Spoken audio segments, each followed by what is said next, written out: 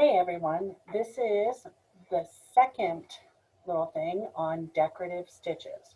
So the first one was just slides for you to go through to see the different stitches and to practice them. So now I'm going to talk about how to make those stitches work together. And I did two examples, you only have to do one. All right, so on the first one, I have a light see-through fabric. So I slid the design behind it and I just traced it up with a pencil. So this one was a butterfly. So the first stitch I chose to do was a lazy daisy stitch. That's like part of the chain stitch where you just do a loop and you sew down the end of it. And I chose this because I thought it would best represent the wings of the butterfly. So you see it from the front side and then you see what happens on the back. I was working at home and so I had a little help. So now you can see Snowball helping me sew at home. Okay, I chose my second stitch was the satin stitch and I chose it for the body of the butterfly. Okay, you see a front view and a back view. So now I've done two of the three required stitches for the project. I also chose to, keeping it in the same thread, do a back stitch for the antenna on my butterfly. Now I chose the two colors because they are contrasting color. Blue and orange are opposites on the color wheel. So they work well together and they gave us a good strong contrast. Okay, so you're also designing with color when you're doing this. And you can see what it looks like when both halves of the wing are done here. I wasn't completely finished with my wings. Instead of doing the detail lines in it, which are in the original drawing, I decided to do a chain stitch around the outside to sort of set off that outside edge. So it's within the same color family. It's a warm color, but it's not the exact same color that I did the Lazy Daisy stitch in. So I chose a pink thread and I did a chain stitch around. So you can see when I did the top half and the back side of that, and then when I did the whole wing and what that looks like on the back side. The back side of embroidery is not necessarily pretty, and you don't need to worry about that as long as the top side is. Okay, and so here you see on the left is the original finished butterfly. But I decided it wasn't quite done, so I added a French knot at the tips of each of the antennae. So I did the Lazy Daisy stitch, the satin stitch, and the chain stitch, which were all required. Those are my three.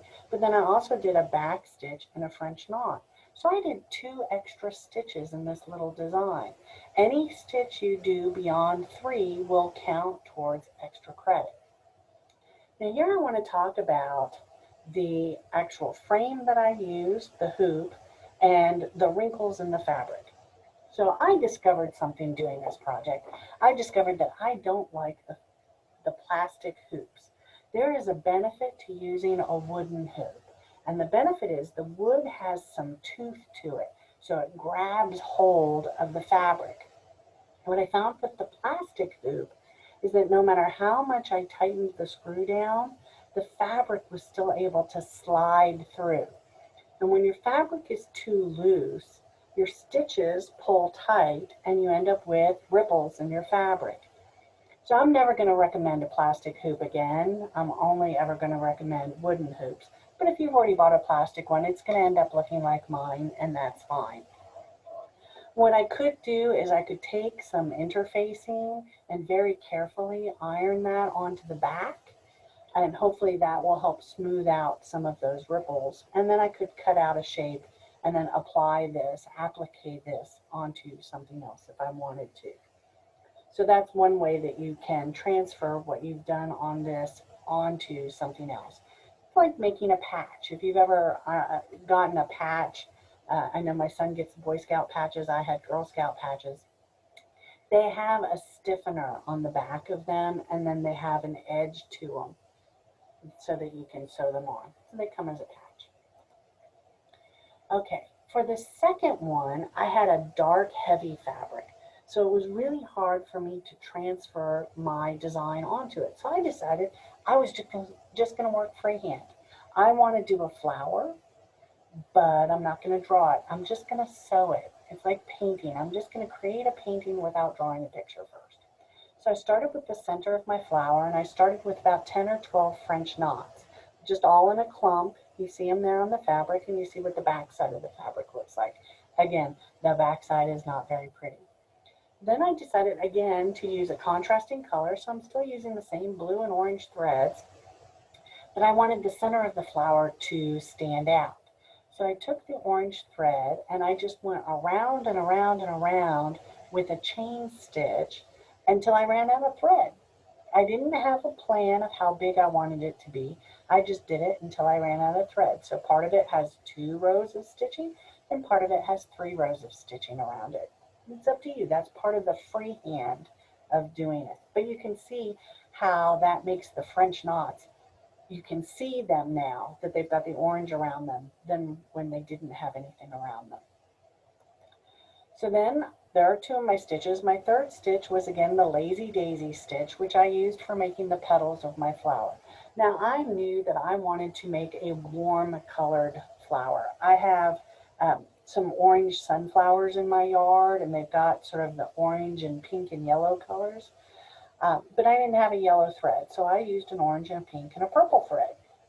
So in the first slide, you see that I've done 5 of the petals, and I've left space in between, so I've got room to do extra colors.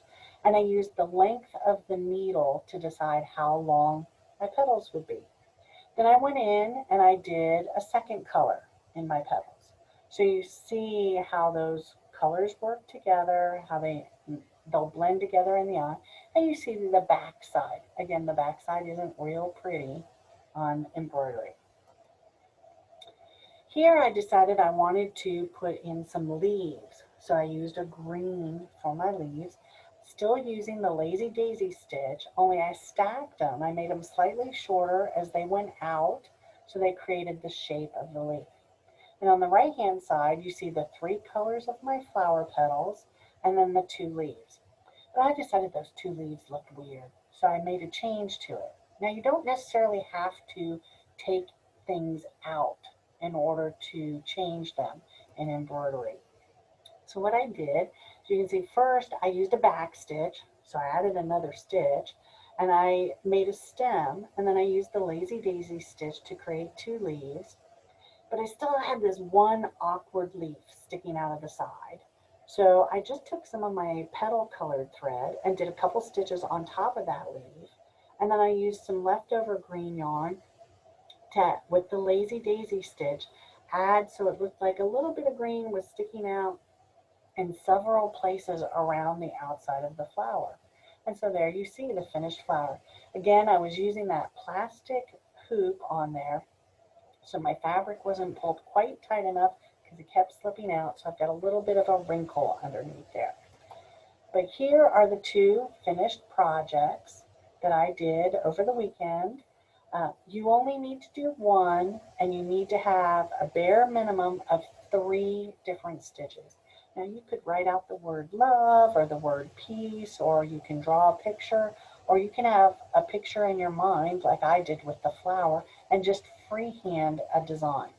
Remember, you need to take a photograph of what you do and email it to me. Take a photograph of the front and the back. But you also need to physically either drop it off or put it in the mail to me to the address that's on D2L so that I can get a grade on it and get it back to you. Okay? So this week, our second lecture this week, I will be live on Zoom. I will post the link for that. So if you have any questions or concerned or you need some extra direction from 9 a.m. to 11 a.m. on Thursday, I will be live on Zoom. You'll find the link on D2L, and we can talk through your design. We can talk through your color choices. We can talk through any problem that you're having with your stitches. All right? And it's up to you whether you decide. Remember, embroidery floss has 6 threads in it. You want to cut that down to at least 3. Some people do 2. Okay, so you can have 2 threads, you can have 3 threads, you can have 4 threads. Most likely you don't want to work with all 6 threads. That's a little too thick. It's a little too chunky for embroidery. You want to take that and split it. But we can talk through any of those problems that you might be having on Thursday. All right, I can't wait to see what you come up with.